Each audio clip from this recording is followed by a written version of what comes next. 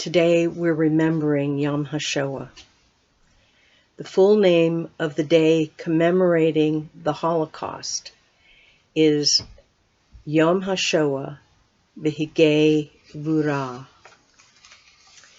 Shoah in Hebrew is catastrophe, and the full name means the day of the catastrophe and heroism. On the 27th of the month of Nisan, a week after the 7th day of Pesach, and a week before Yom HaZikaron, the memorial day for Israel's fallen soldiers, we remember those who died in the Shoah. Yom HaShoah marks the anniversary of the Warsaw Ghetto uprising, the 19th of April, 1943, through the 16th of May, 1943, and it was selected by the Knesset in 1953. It has become a day that is commemorated by Jewish communities and individuals worldwide, and is a specific day to remember this Shoah, the Jewish Shoah, unlike the so-called Holocaust Memorial Day in the UK. This is because the Shoah is unique in the annals of human history.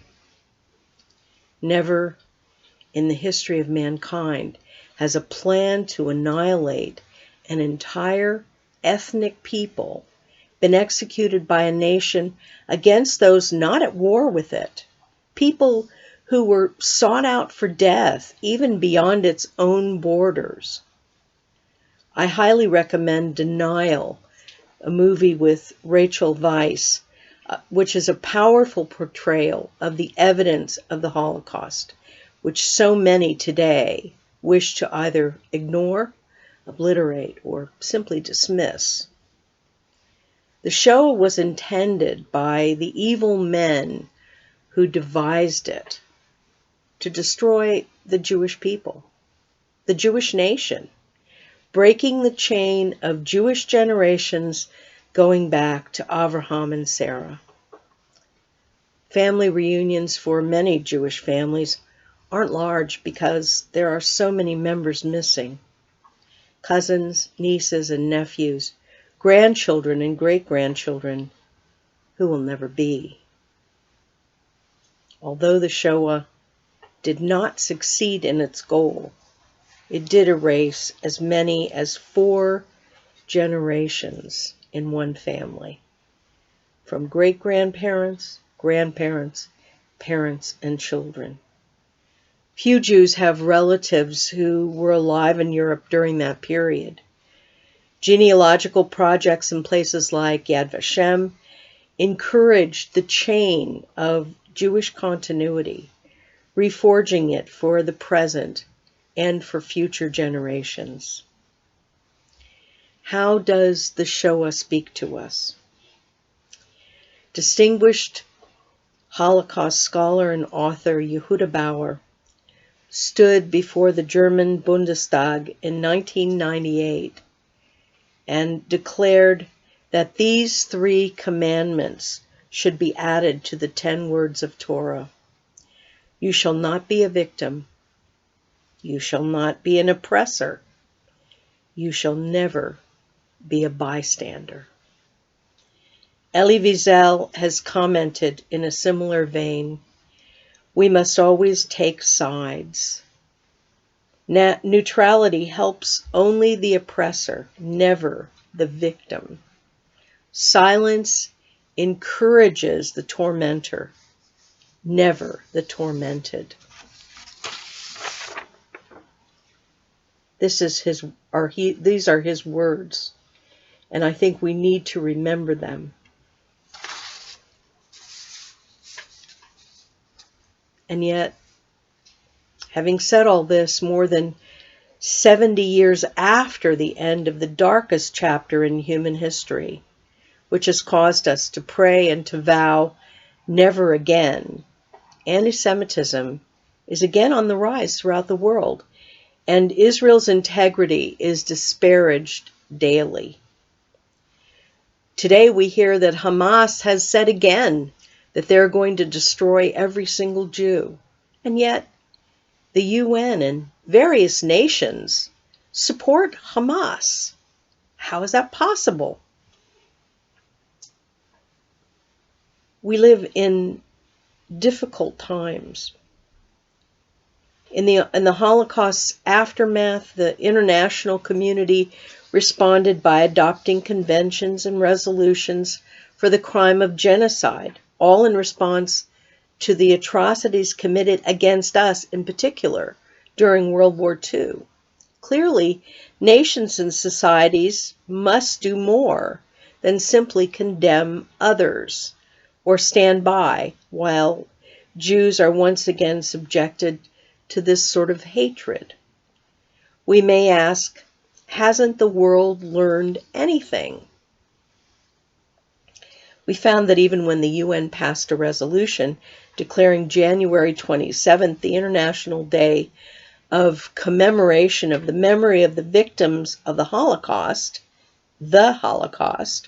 what happened to us was sidelined. If the idea was to call for a remembrance of past crimes against the Jewish people with the purpose of preventing them in the future, why are Jews seemingly outside the mandate for remembrance, or at the very least on the periphery of remembrance? And what about Holocaust education? In this country, in the UK, Holocaust education is less and less part of any curriculum. In Europe, it's mostly untaught and often, believe it or not, unknown by the young. In the USA, there are only 5 of the 50 states that have mandatory Holocaust education. In other countries around the world, nations like Japan, China, and India, where a majority of the world's population now lives, the history of the Holocaust is not taught or discussed, the attitude being that it has nothing to do with them. Why are there no serious academic programs that educate students about the Holocaust? Studies made on Holocaust education have found that the most meaningful and effective way to educate young people is through one-on-one conversations with survivors. But, of course, we have fewer and fewer of them around to do this in person. First-hand testimonies are both profound and transformational, which is why the Jewish Museum in London has recorded the stories of survivors. When young people hear from a survivor, they quickly understand the importance of not being a bystander. We must learn from the heroism and courage of those like Raoul Wallenberg, the Swedish diplomat in German-occupied Hungary, who saved the lives of nearly 100,000 Hungarian Jews. There have been new Shoah revelations recently, which have stunned even the scholars who thought they knew everything there was to know about Germany's program of genocide against our people. It has taken more than 70 years to uncover all of the facts, and now we know that this most unspeakable of crimes, the genocide of the Jewish people, was more than a triumph of evil. It was the sin of the so-called innocent civilians. The scope of the Shoah is now being revised. It isn't just the huge killing centers whose names we speak with horror: Auschwitz, Bergen-Belsen, Buchenwald, Dachau, Majdanek, Belzec, Ravensbrück, Sobibor, Treblinka.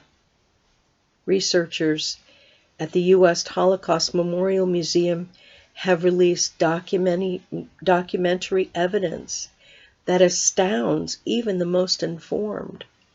We now know that there were more than 42,000 Nazi ghettos and camps throughout Europe, and were also in the making for North Africa between 1933 and 1945. A total of 30,000 slave labor camps existed, along with 1,150 Jewish ghettos and 980 concentration camps. Evidence has been found of 1,000 prisoner of war camps, 500 brothels filled with sex slaves, and thousands of other camps used for euthanizing the elderly and infirm, performing forced abortions, Germanizing prisoners, or transporting victims to killing centers. Using current information, we now know that between 15 and 20 million people died or were imprisoned in sites controlled by Germany.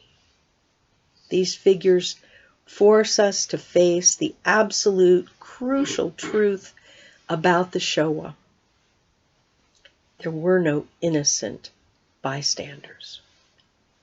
After the war, the trials and accusations focused on a few perpetrators who were seen as mad, obsessive, cruel, even unbalanced. But when we examine the true extent of the horror, it is necessary to recognize that the so-called cultured, educated, enlightened, and liberal, refined, religious, sophisticated, and urbane citizens of Germany and the countries in which the Shoah was perpetrated must share in the shame of a world which acquiesced, yes, acquiesced, agreed to, accepted the triumph of evil. Typically, we have heard from citizens of these countries, and I have personally heard from some of them myself. We had no idea what was happening. But the truth is that almost everyone had to have known. These people rationalized their silence. As Elie Wiesel wrote, the opposite of love is not hate. It's indifference. The opposite of art is not ugliness. It's indifference. The opposite of faith is not heresy. It's indifference. And the opposite of life is not death. It's indifference. Although many human beings may hope that we will learn from history, history shows us that we will not. When man abandons the instructions and commandments of God to follow his evil inclination, he is left to the mandate and authority of Hasatan, and his future is damnation. A survivor of Auschwitz-Birkenau penned these words in 2015. I know now that anti-Semitism is an eternal given. It rushes in waves along with the crises in the world, the words, the monsters, and the means of every era. Anti-Semitism will never disappear. It is too deeply rooted in the world. More than that, this survivor said of her experience in watching the Twin Towers disintegrate in 2001, that everything became clear as the illusions I still had fell from me like dead skin. I don't know if that horror reawakened the other horror, but from that day on, I felt how much it meant to me to be a Jew. It was as if Up until that day, I'd been avoiding the fact that being Jewish is the strongest thing about me. So today, we remember. Felix L. Sparks, Brigadier General, retired, U.S. Army, led the liberation of Dachau. And this is part of his eyewitness account. During the early period of our entry into the camp, a number of men, all battle-hardened veterans, became extremely distraught. Some cried while others raged. Some 30 minutes passed before I could restore order and discipline. During that time, the over 30,000 camp prisoners still alive began to grasp the significance of the events taking place. They streamed from their crowded barracks by the hundreds and were soon pressing at the confining barbed wire fence. They began to shout in unison, which soon became a chilling roar.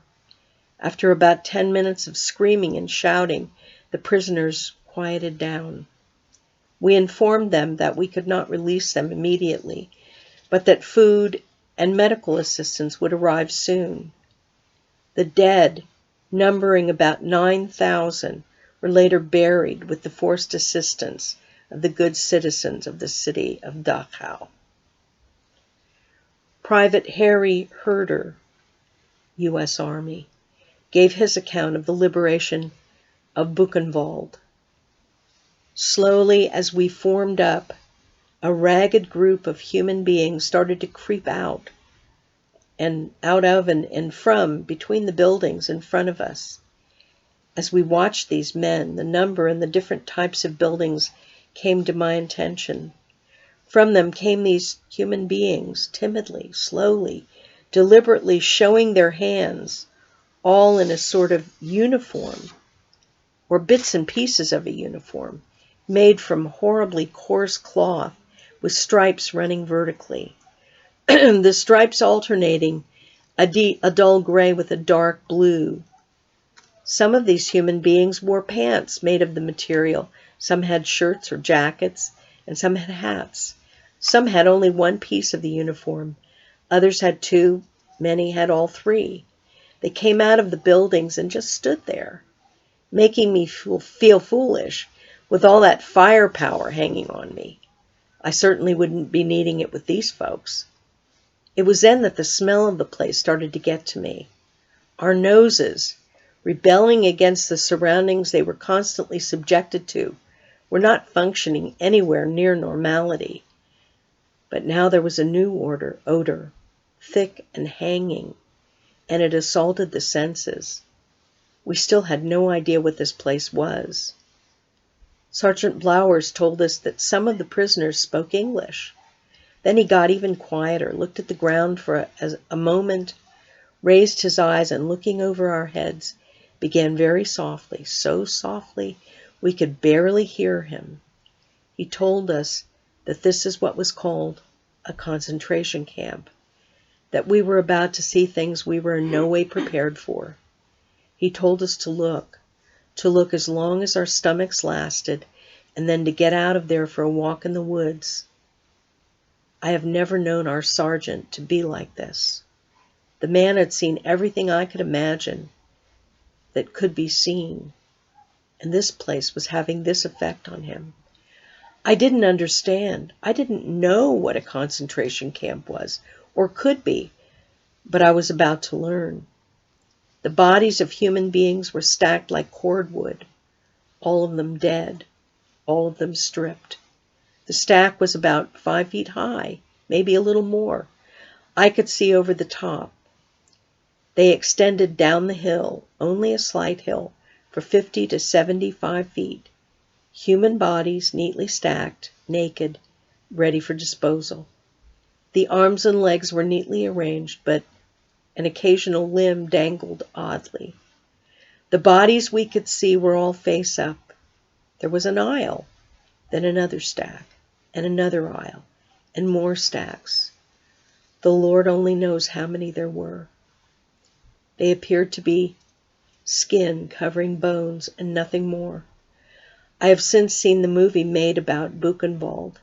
The stack of bodies is vividly displayed in the movie, just as I saw it in the first day, but it's not the same. In no way is it the same. The black and white film did not depict the dirty gray-green color of these bodies, and what it could not possibly capture was the odor, the smell. General Dwight D. Eisenhower knew that one day people would deny that the Holocaust had ever taken place. So he sent camera crews into the camps to record what few living today have seen. He arranged to tour Ohrdruf and Buchenwald with General Omar Bradley and General George Patton. He ordered American soldiers in the area who were not on the front lines to visit Ohrdruf and Buchenwald so that they could be witnesses. He ordered citizens of the town of Gotha to personally tour the camp. Having done so, the mayor and his wife committed suicide.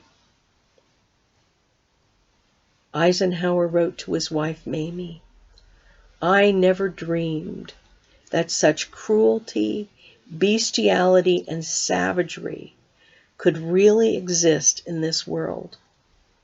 He cabled General Marshall suggesting that he see these camps for himself and that he bring Congress people and journalists with him. He ordered that all civilian news media and military combat camera units be required to visit the camps and record their observations in print, pictures, and film. And of course, we know that his worst fears have come true. With growing hatred of Israel and Jews, more and more people today deny that the Holocaust ever happened, rejecting written and photographic evidence.